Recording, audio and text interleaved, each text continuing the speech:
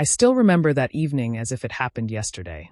The light outside was fading into that golden glow that always seems to make everything look softer, calmer, as though the world is trying to whisper that tomorrow will be better. I was sitting in the living room with a cup of coffee that had already gone cold, staring at the television, but not really watching it. My mind was somewhere else, wrapped in a fog of worry that had been hanging over me for weeks. My son, Matthew, had been distant for some time now. He wasn't the same kid who used to run down the stairs 2 at a time, laughing about some joke his friends had made or telling me about a new video game he wanted. Instead, there was a heaviness about him, like he was carrying a backpack filled with stones that he refused to put down. I tried asking him a few times what was wrong, but each time he'd brush it off with the same tired answers. "I'm fine, Mom," or "Nothing, don't worry about it." And of course, being his mother, worrying was exactly what I did. That evening, though, something was different. I heard his footsteps on the stairs, slow, hesitant, as if each step was a decision he had to make. He came into the living room and stood there for a moment, shifting his weight from one foot to the other. His eyes avoided mine, fixed on the floor, then the wall, then finally landing on me with a seriousness that sent a shiver through me. He said quietly, almost in a whisper, "Mom, can we talk?" My heart skipped because I had been waiting for those words for so long. I nodded, patting the couch next to me, but he shook his head. "No, in my room. Just us. Please." That was when I knew this was serious, more serious than I had imagined. I set down my coffee, followed him up the stairs, and when we got into his room, he closed the door. The sound of that door clicking shut echoed in my chest. That evening, my son closed the door and finally told me everything. I sat on the edge of his bed while he paced back and forth, his hands fidgeting. He looked like he was searching for the right words, but couldn't quite find them. I tried to break the silence. "Matthew, whatever it is, you can tell me. You don't have to be afraid." He stopped, his back to me, and I saw his shoulders shake just slightly. When he finally turned around, his eyes were red. "I've been keeping something from you, Mom, and it's been eating me alive." My chest tightened. I reached for his hand, but he pulled it away, not out of anger, but out of fear that maybe once he said it, everything would change. "You'll be mad," he whispered. I shook my head. "There is nothing you could tell me that would make me stop loving you."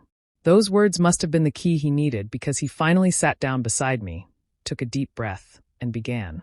"Do you remember a few months ago when I started coming home late from school?" he asked. Of course, I remembered. I had noticed it immediately. Sometimes he'd come in with excuses about group projects or basketball practice, even though I knew the season hadn't started. I nodded slowly. "Yeah, I remember." He swallowed hard. "It wasn't practice, and it wasn't schoolwork either. I was helping someone who needed it. But I couldn't tell you because I thought you'd think I was stupid, or that I'd get in trouble." I tilted my head, confused but relieved it didn't sound as terrible as I had feared. "Helping who?" I asked. That was when he told me the story that changed everything I thought I knew about those missing hours. He told me about a man named Daniel, someone he had met near the park on his walk home. Daniel wasn't like the other people Matthew knew. He was older, maybe in his 30s, and he didn't seem to have a home. Matthew had first noticed him sitting on a bench day after day, wrapped in the same worn-out jacket, looking like the world had forgotten him. One day, Matthew had stopped and offered him half of his sandwich, and Daniel had accepted it with tears in his eyes. "He said he hadn't eaten in 2 days, Mom," Matthew explained, his voice breaking. "And I couldn't just walk away after that." So day after day, Matthew started visiting Daniel. He would bring him food from our kitchen, sometimes sneaking out leftovers I hadn't even noticed missing. He would sit with him, listen to his stories, and even bring him clean clothes he managed to collect. I felt like he didn't have anyone, and I wanted to be that someone, Matthew said. Tears were rolling down his cheeks now, and I was speechless. My son, my teenage boy who I thought had been pulling away from me, had actually been carrying a secret burden of kindness far bigger than himself. But then his voice dropped lower, trembling. "It's not just that, Mom. Something happened last week, and I didn't know what to do." My heart was in my throat again. "What happened?" I asked gently. He explained that when he went to see Daniel one evening, Daniel wasn't at the park bench. Instead, Matthew found him in an alleyway, doubled over, coughing and barely able to breathe. Matthew had panicked, unsure if he should call for help, scared that the man might die. He ended up helping Daniel to a nearby shelter and stayed with him until volunteers arrived. "They told me he has pneumonia," Matthew said. and they asked how I knew him. I didn't know what to say. I just said he was my friend.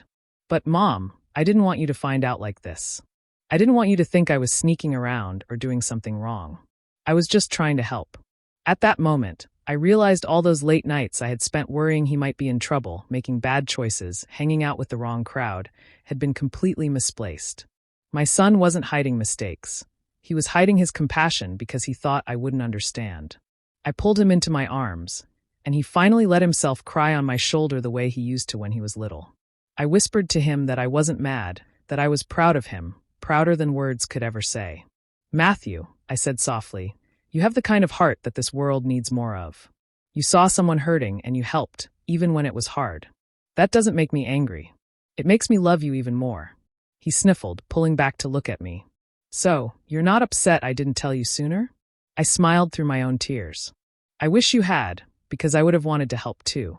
But I understand why you didn't. You thought you had to carry this alone. You don't, Matthew. You never have to carry things alone. That evening in his room, with the door closed, a weight lifted from both of us.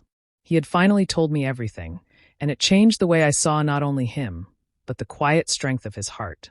Over the next few days, we started visiting Daniel together.